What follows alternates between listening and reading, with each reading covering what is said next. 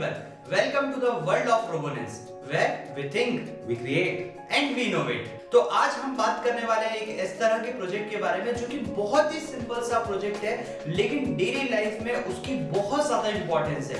आप सब सोच के देखिए, आपने शुरू से बचपन से आज तक हमेशा एक मोटर को ऑन और ऑफ होते हुए देखा है, एक इलेक्ट्रिक फैन को चलते हुए देखा है। आज हम बात करेंगे मोटर को ऑन और ऑफ करने के बारे में।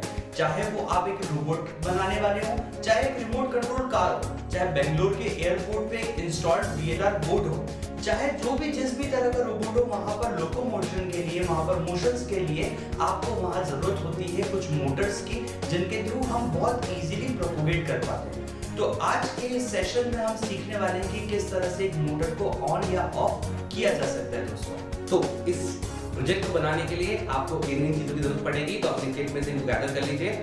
फर्स्ट ऑफ कोर्स हमारा breadboard, then a motor, then a propeller और अ फैन जो उसके आगे लगेगा, कुछ कनेक्टिंग वायर्स एंड एक पुश बटन जो उस मोटर को ऑन और ऑफ करेगी। आखिरी में एक power source that is a battery जो उस मोटर को मूव करवाएगी। तो आप सभी ने ये सारे इलेक्ट्रिकल कंपोनेंट्स अपनी किट में से कनेक्ट कर लिए।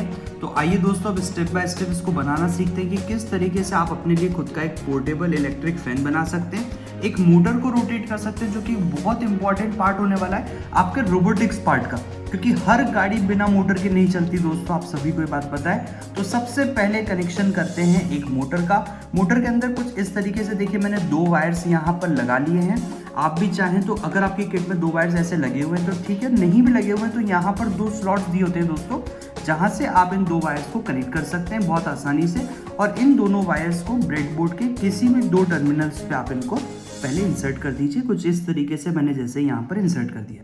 इससे कोई फर्क नहीं पड़ेगा, आप कहीं पर भी किसी भी पार्ट में कनेक्ट कर दें। बस याद रखिएगा ये दोनों वायर एक ही रो में नहीं कनेक्ट होना चाहिए, जो कि हम हमेशा से आपको बोलते आ रहे हैं। ब्रेडबोर्ड में इंटरनली वो दोनों एक दूसरे से कनेक्टेड होते हैं। अब आपको कनेक्ट करना होगा आपका एक पुश बटन का भी लॉजिक आप सब लोग बहुत अच्छे से जानते हैं कि जो 2 टर्मिनल पास वाले हैं उन दोनों को आपको अलग अलग रोज में कनेक्ट करना होगा।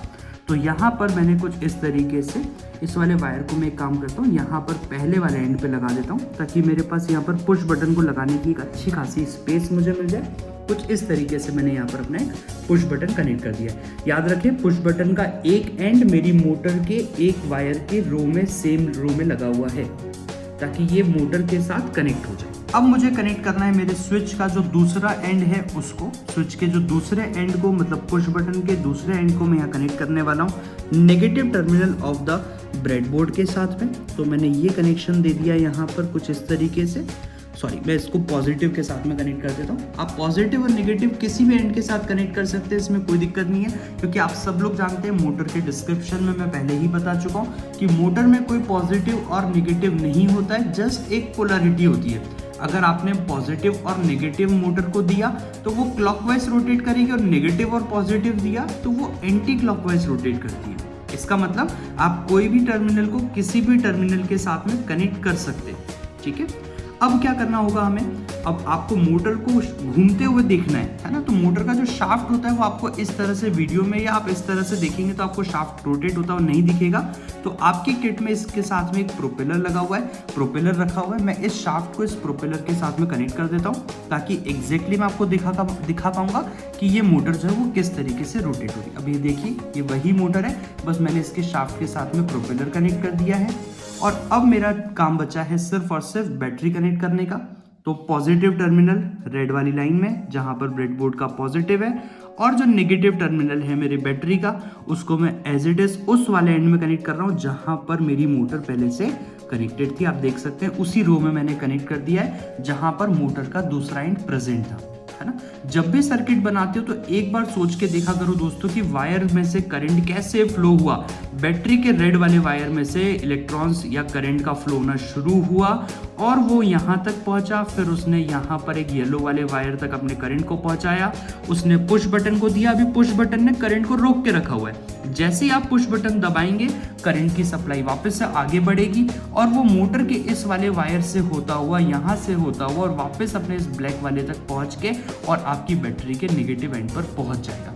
तो आपको जब ये दिखता है ना तो समझ में आता है कि करंट का फ्लो किस तरीके से हो रहा है। अब देखिए सबसे पहले हम इस पुश बटन को प्रेस करते हैं यहाँ पर, तो आप देख सकते हैं ये आपकी मोटर जो है वो ऑन हो गई, ये देखिए, ठीक है। और इन केस अगर मैं ये जो दोनों टर्मिनल्स हैं, इन दोनों टर्मिनल्स को अगर एक्सचेंज कर देता हूँ, देखिए किस तरीके से, इस वाले वायर को यहाँ से निकाल के इस वाले वायर को यहाँ लगा देता हूँ, तो आप देख पाएंगे कि जो मोटर का डायरेक्शन ऑफ रोटेशन है वो आपका क्या हो जाएगा, वो यहाँ पर बदल जाएगा। तो मैंने ये वाला वायर यहाँ पर और इस वाले वायर को मैंने कुछ स्विच के इस टर्मिनल के साथ में कनेक्ट किया। तो आप देख सकते हैं ये पहले जो रोटेशन हो रहा था वो क्लॉकवाइज हो रहा था, अब इसका रोटेशन कैसा हो रहा है, एंटी क्लॉकवाइज हो रहा है। तो गाइस आई होप आपने अपना प्रोजेक्ट रेडी कर लिया है। आपका प्रोजेक्ट कुछ इस तरह दिख रहा होगा। See what I have done is मैंने अपनी मोटर को इस ब्रेडबोर्ड पर माउंट कर दिया है और बैटरी को नीचे एक डबल साइड टेप से चिपका दिया है। तो now what I have is my hand fan. मैं इसे कहीं भी यूज कर सकता हूँ। I can use it for my table also.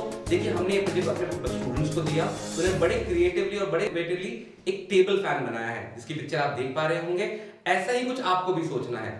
Remember, circuit on the board is the important part of learning, but making such practical application is your innovation. Till then, keep thinking, Keep creating and keep innovating. with us.